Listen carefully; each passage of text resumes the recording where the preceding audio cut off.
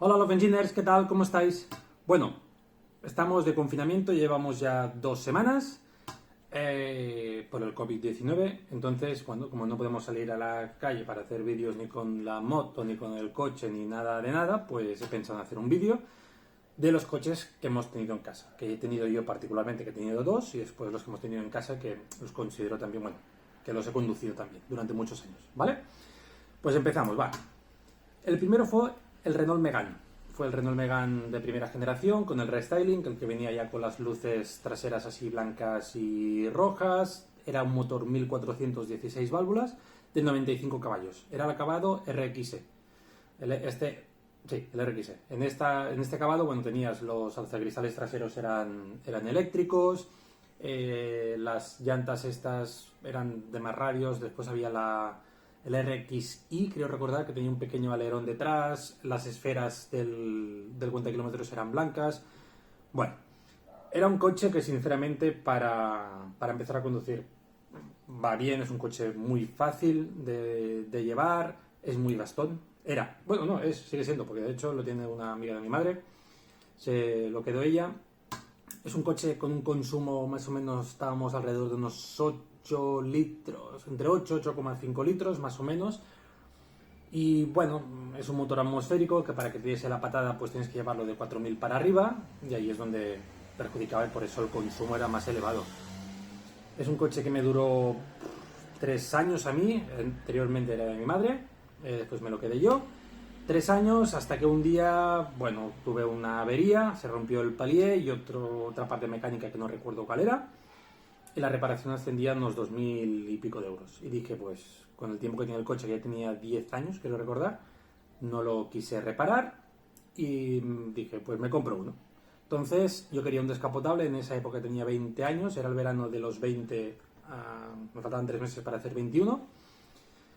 Y dije que era un descapotable, entonces empecé a mirar pues el Peugeot 307 Cabrio, el Renault Megane, el CLK de primera generación, el Audi TT también de primera generación.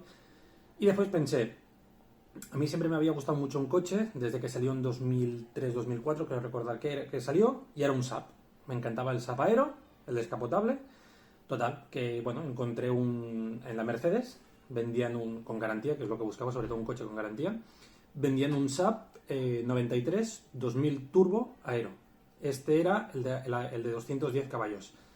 Era un coche que me encantaba, tapicería de piel, con xenon, bueno, la capota de lona. Me encantaba ese coche.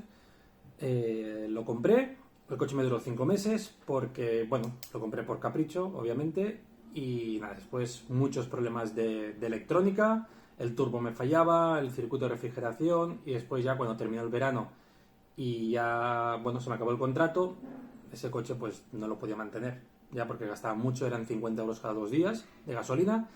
En esa época la gasolina estaba a unos 50, unos 60 creo recordar, el litro, entonces eran 95 y no podía mantenerlo, ese coche. Pensar que el consumo de ese en autopista estaba sobre unos 9-10 litros, en ciudad subía 18-21 y en carreteras de montaña unos 15-16 litros. Era manual, el consumo era desorbitado. Pasa que, bueno, el coche tiraba mucho, el sonido del turbo era brutal. Me acuerdo la agujita que tenía en el cuenta de revoluciones de la aguja del turbo, cómo se iba moviendo. Pero bueno, era un coche que nada, lo compré en mayo y lo vendí en octubre, creo recordar. Entonces, vendí ese coche y yo particularmente ya no tengo más coches. Como tenía moto, que esto lo haré en otro capítulo, en otro vídeo, quiero decir, bueno, pues entonces dije, yo me muevo siempre en moto y si algún día tengo que coger algún coche, cojo los de casa. Mis padres han tenido varios coches, pero los que han tenido mientras yo he tenido carnet de conducir ha sido el Skoda Superb y la Citroën C3 Picasso. De estos dos hay uno que es increíble, que es el Superb, y la C3 Picasso es una chusta de coche, lo peor. Os cuento, la C3 Picasso en cuanto a espacios, bueno, ¿vale? Porque es muy cuadradito el coche, por dentro se aprovecha muy bien el tema del maletero, que es pequeño, pero bueno, como los asientos se pueden regular en distancia, pues puedes ganar un poquito más de maletero. Se aprovecha muy bien el espacio porque es muy cúbico el coche por dentro, pero de conducción es muy incómodo. Cuando tú vas conduciendo, los pedales no los tienes. me pongo así. Si tú vas conduciendo así, los pedales no los tienes al fondo, los tienes muy cerca. Entonces, el pie lo llevas así. En un viaje largo te acaba cansando esta parte de aquí del pie. En cambio, si los pedales están más al fondo, la pierna la tienes más estirada. Y por mucho control de velocidad que pongas, igualmente el pie, es que no tienes espacio para alargar las piernas. Es muy incómodo ese coche. Los asientos de atrás eran incomodísimos. La banqueta era completamente plana, era incomodísimo. Los asientos delanteros tampoco es que fuesen muy cómodos, la verdad. ¿Qué más? Muchos problemas de electrónica. La rampa de inyección de combustible creo que se estropeó. La dirección también se estropeó. Los sensores de los cinturones también se estropearon 4 veces. A la primera revisión tuvieron que poner bien la puerta porque estaba como descolgada la puerta del conductor. ¿Qué más? Los sensores del parking trasero también fallaron. Fatal, ese coche fatal. Mi madre tenía, bueno, se lo compró ella. Era una C3 Picasso Exclusive, diésel, 110 caballos. El único extra que le pusimos fue el techo de cristal. Se podía poner el techo, la bola, creo recordar la bola también, y el navegador. El navegador, pues, no lo pusimos. Obviamente no lo necesitábamos. Y bueno, ese coche, consumo alto. Una media de unos 6,3 litros. Incluso en un viaje largo, no había manera de bajarlo de los 6 litros aproximadamente. Era un coche que, bueno, durante este verano y el otro, que cuando me iba con Ana nos íbamos con la barca, pues era práctico porque podíamos meter ahí dentro de la barca, deshinchada obviamente, el motor, el suelo de la barca, el depósito de combustible, todo iba en ese coche. También lo hemos llevado en el Golf, pero es más práctico en la C3 Picasso. Entonces, bueno, por suerte ya lo han vendido, tanto este como el Superb, y el Superb me da más pena.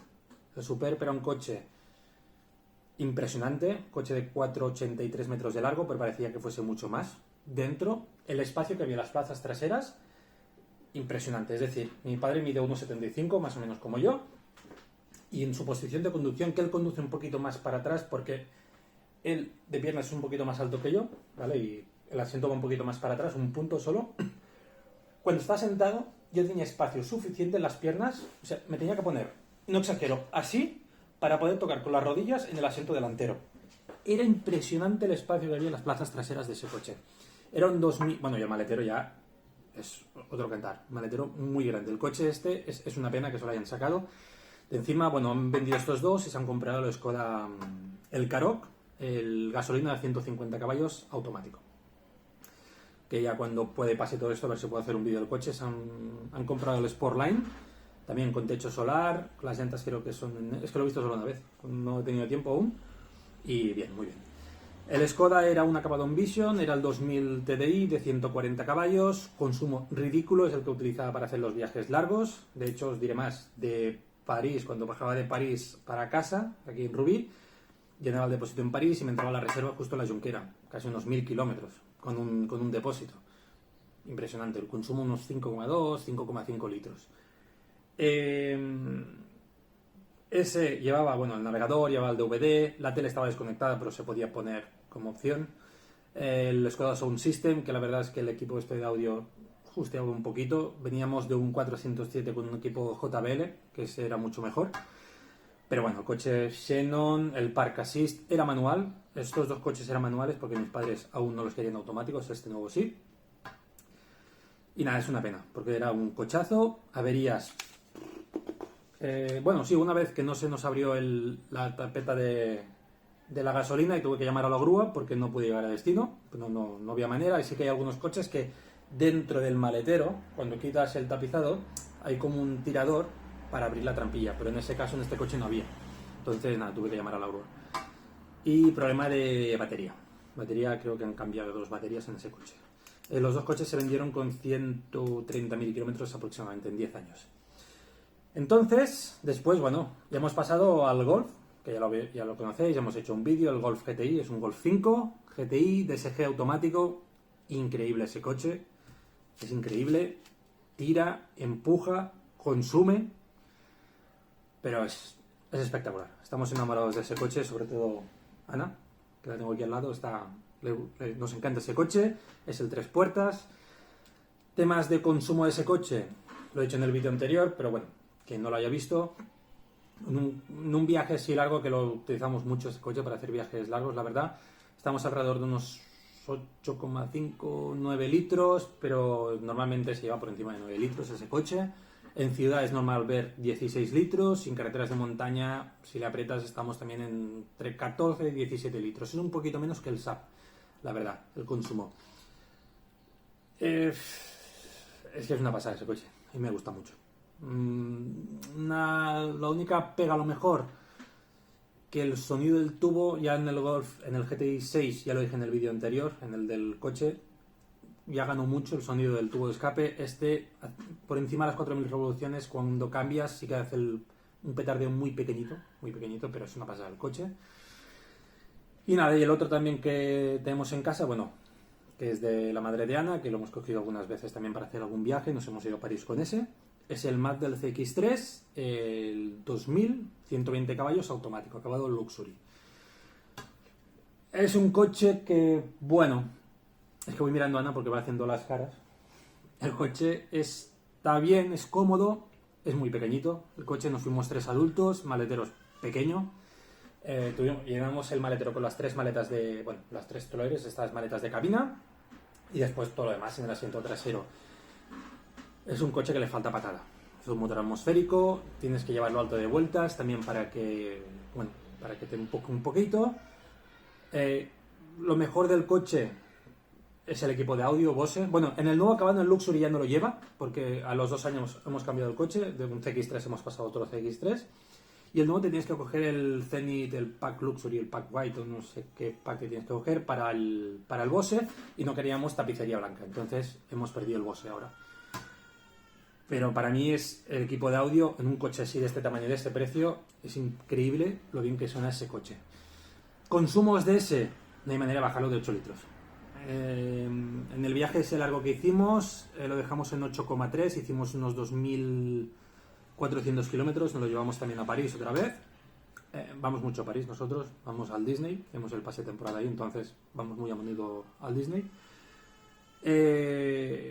Y nada, el consumo es eso, unos 8,3, 8,4 litros. Es automático, si fuese manual sí que es verdad que a lo mejor bajaría un poquito, pero bueno, los automáticos son muy cómodos. Y nada, hasta aquí este vídeo así un poquito casero, porque es que no podemos salir. Si queréis saber alguna cosita más de unos 2 coches, porque a lo mejor lo estáis planteando de comprarlo segunda mano, o incluso el CX-3 nuevo, pues si lo queréis poner en los comentarios, y os lo respondo. Y ya está. Si queréis ver las fotos que voy subiendo también en Instagram, os lo dejaré abajo en la descripción. Y nada, si te ha gustado el vídeo y quieres contribuir, pues dale un like, y cualquier opinión siempre está bien recibida, porque de las opiniones se aprende. ¿Vale, los engineers? Hasta luego.